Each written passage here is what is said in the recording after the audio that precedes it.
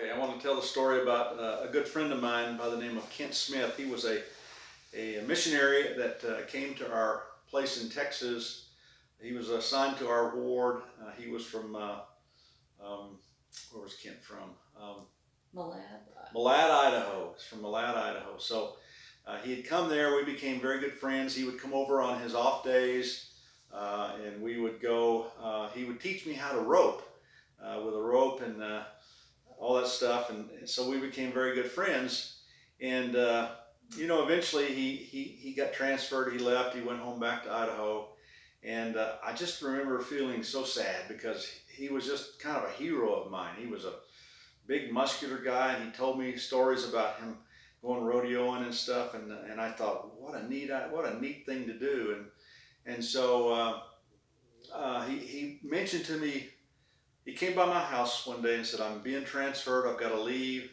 He said, after my mission, if you want to come out to my ranch in Idaho, feel welcome to come. We could have a lot of fun. And I thought, well, okay. I thought about it, and so he got transferred, and I was just turned 14, and at 14 you can't find much of a job. Back in those days, you couldn't do anything. Nobody was going to hire a 14-year-old. And so I decided that I was going to go stay with Ken Smith. So I asked my mother what she thought about that. And she thought, well, that's not a bad idea. I think she was more interested in getting me away from Babette Wilson, this girl that kept chasing me. So she called Kent Smith, and he had been gone. He had been home for a while. She called him, and he said, we'd love to have Wesley out here. Come on. So my mother, I called my dad because we didn't have any money. And so Jimmy, I said, I need to go out to this place in Idaho, this horse ranch, and learn how to rodeo. And he was a big rodeo guy, and he just thought that was a great idea. So he went out, he took me down, I remember, and took me down and bought me a ticket at the airport. And I got on the plane and flew out to Idaho, Malad, Idaho. It was actually a little town close to Malad called Holbrook, Idaho. So it was a lot of, I was so excited. I was so excited, and I packed my bags, and we made reservations, and my dad Jimmy took me out to the airport and got me on the plane, and I flew out to Idaho, and I landed, and I landed, and I didn't know what to do. I'd never flown on a plane before, so I got off the plane, and I'm walking.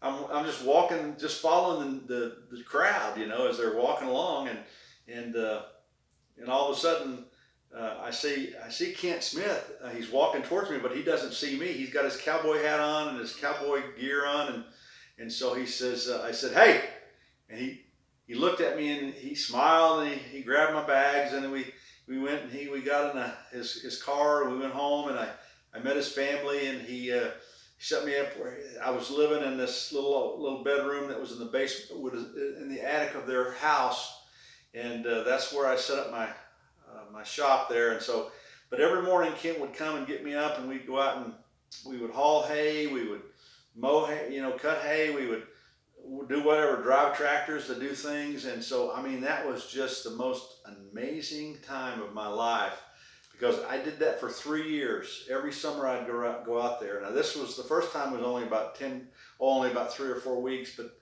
the 2 summers after that, my junior year in high school, my senior year in high school, the summers after, I would go out there and work and get paid for the work, and that's how I saved money for my mission. But we just had a great time, and Kent was I didn't realize what a big rodeo guy this guy was.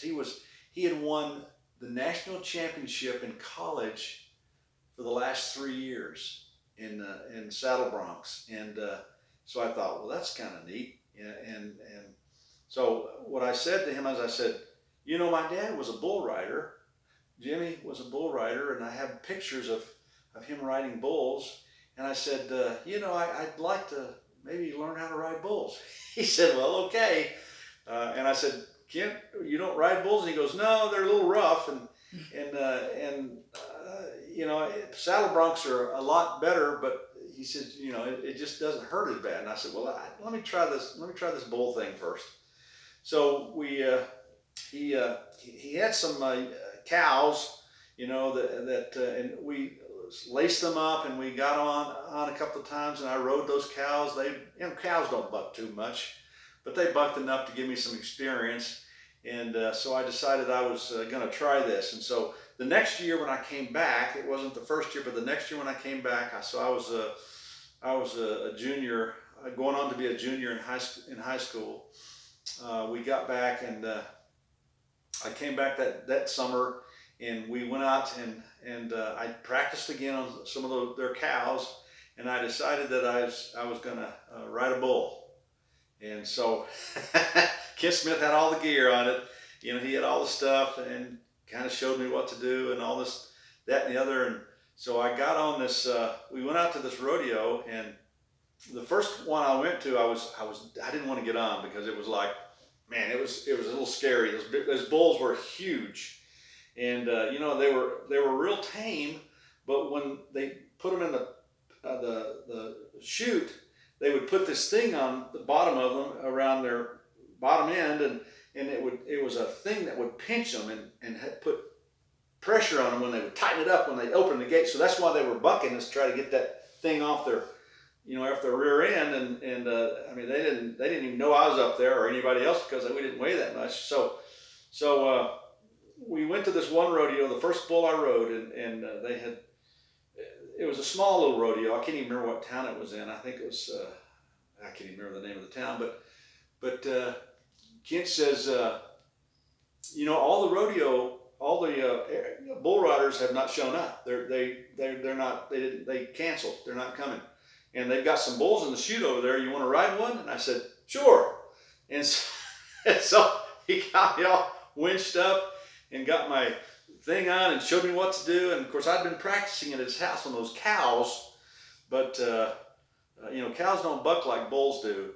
And he put me on this darn bull, and I paid my fee. It was like $60 to ride this bull, and so they opened the gate, and that bull came out, and he was bucking, and I held on for 4 seconds. I couldn't make 8. I mean, I was going crazy. So I couldn't make the 8. My balance just wasn't that good. So 4 seconds, I fell off. But when and I was all sad, and then all of a sudden, they brought me to the office, and the guy, the rodeo guy, gave me a check for $300. I said, "What's this for?" He says, "Well, you were the only one to ride. You're the only one that showed up, so you get the prize." So I won $300 that first time I rode a bull. And that was just so much fun. And going to Kent Smith's, and with that $300, I held that thing for a long time, that check for a long time before I cashed it, because it was just a big thing. And I went home and showed all my friends, and of course I took it to my school and showed my people at high school, and so I became known as Wes the Bull Rider, And so the next summer I went back to Kent Smith's, and we rode I rode a few more bulls. But I never was able to hang on like my dad. My dad was a real good bull rider, but I was not. I didn't have the balance or something. Maybe I didn't have the arm strength to hang on, but I just enjoyed it. I thought it was the most fun thing to put your life on the line for 8 seconds that I've ever done. It was just crazy. So we had a great time. Me and Kent Smith, we became great friends, and I still to this day talk to Kent and see how he's doing, and he's doing wonderfully. And he had several boys that grew up and became bull riders like me, and I think that I